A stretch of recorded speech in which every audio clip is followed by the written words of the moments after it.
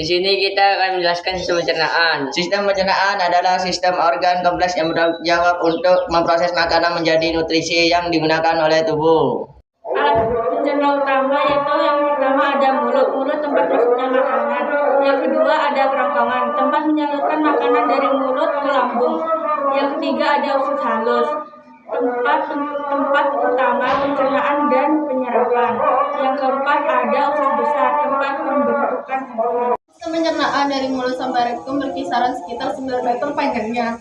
Organ-organ yang ada di dalam sistem pencernaan dikelompokkan menjadi 3 bagian besar berdasarkan fungsinya, yaitu pencernaan, penyerapan, dan pembuangan. Adalah suatu proses ketika makanan yang kalian makan dipecah hingga menjadi nutrisi-nutrisi yang kecil.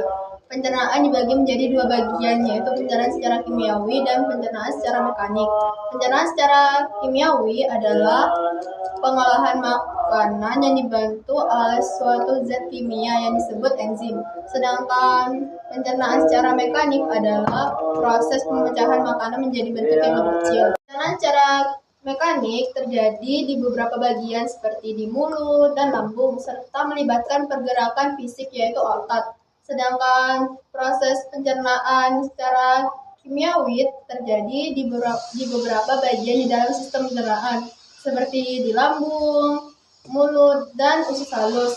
Di dalam lambung juga terdapat enzim yang disebut enzim pepsin yang bertugas untuk membunuh makanan-makanan yang masuk bersama makanan yang kalian makan. Penyerapan dan pembuangan. Proses penyerapan terjadi setelah pencernaan. Setelah makanan dipecah di dalam dinding saluran pencernaan dan menjadi molekul dan nutrisi. Proses penyerapan makanan terjadi di dalam usus halus. Sementara usus besar mengeliminasi sisa-sisa makanan yang tidak diserap untuk kemudian dibuang. Kemudian mulut. Di dalam mulut terjadi proses pencernaan secara mekanik dan secara kimiawi. Gigi dan lidah berperan dalam proses pencernaan secara mekanik. Gigi berfungsi untuk memotong, mengoyak, dan mengunyah makanan menjadi bagian-bagian kecil. Sementara lidah berfungsi untuk mendorong makanan. Pencernaan secara kimiawi terjadi ketika kelenjar salivah atau ludah yang ada di dalam mulut menghasilkan enzim yang disebut amilase. Enzim amilase berfungsi untuk memecah pati yang merupakan karbohidrat kompleks menjadi glukosa, yaitu karbohidrat sederhana sehingga sel tubuh kalian mampu menyerap. Selanjutnya esofagus. Di bagian belakang mulut kalian terdapat 2 saluran. Yang pertama adalah menuju saluran pernapasan yang disebut dengan tenggorokan dan berfungsi membawa udara ke dalam paru-paru. Sedangkan saluran lainnya menuju saluran pencernaan yang disebut kerongkongan. Ketika kalian makan, maka katup yang disebut epiglotis akan menutup tenggorokan untuk mencegah makanan masuk ke dalam saluran pernapasan. Makanan akan masuk ke dalam esofagus, yaitu saluran berotot yang menghubungkan antara mulut dengan lambung. Di dalam esofagus terdapat lendir yang membantu melicinkan makanan dengan adanya gerakan otot esofagus yang disebut gerakan peristalsis. Lambung adalah organ pencernaan berbentuk kantong berotot yang terletak di antara kerongkongan esofagus dan usus halus. Fungsi utama dari lambung: 1. Penyimpanan makanan. 2. Pencernaan mekanis. 3. Pencernaan kimiawi. 4. Penyerapan terbatas.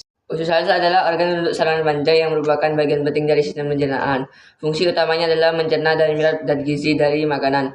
Organ ini terletak di antara lambung dan usus besar dengan panjang rata-rata sekitar 3 hingga 5 meter. Bagian-bagian dan fungsinya. Usus halus terbagi menjadi 3 bagian utama yang masing-masing memiliki peran spesifik. 1. Duodenum atau usus 12 jari. Ini adalah bagian pertama terpendek dari usus halus di sini.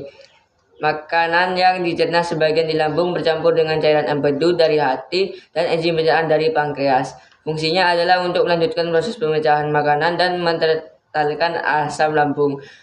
2. Jejunum atau usus kosong. Bagian ini merupakan tempat utama penyerapan nutrisi seperti karbohidrat, protein, dan vitamin. Dinding jejunum memiliki banyak lipatan dan tonjolan atau fili dan mikrofili yang memperluas permukaannya, sehingga penyerapan zat gizi menjadi lebih efisien. 3. Ileum atau usus penyerapan. Bagian terakhir dari usus halus ini berfungsi menyerap sisa nutrisi yang belum diserap di jejunum, terutama vitamin B12 dan garam empedu. Enzim-enzim di usus halus. Proses pencerna di usus halus sangat bergantung pada berbagai enzim yang dihasilkan oleh pankreas dan dinding usus halus sendiri. Beberapa enzim utama yang bekerja di usus halus antara lain amilase memecah karbohidrat menjadi gula sederhana atau glukosa. Lipase memecah lemak menjadi asam lemak dan gliserol. Tripsin dan kimotripsin memecah protein menjadi asam amino. Maltase mengubah maltosa menjadi glukosa. Laktase mengubah laktosa menjadi glukosa dan galaktosa. Sukrase mengubah sukrosa menjadi glukosa dan fruktosa. Proses penyerapan di dalam usus halus. Setelah pencernaan kimiawi selesai, molekul nutrien siap untuk diserap tubuh. Struktur bagian dalam usus berupa lipatan kecil seperti jari yang disebut villi, berguna untuk memperluas area penyerapan. Berikut Besar adalah bagian terakhir dari sistem pencernaan. Fungsinya bukan untuk mencerna, melainkan untuk menyerap sisa air dan elektrolit seperti membentuk dan menyimpan tinja.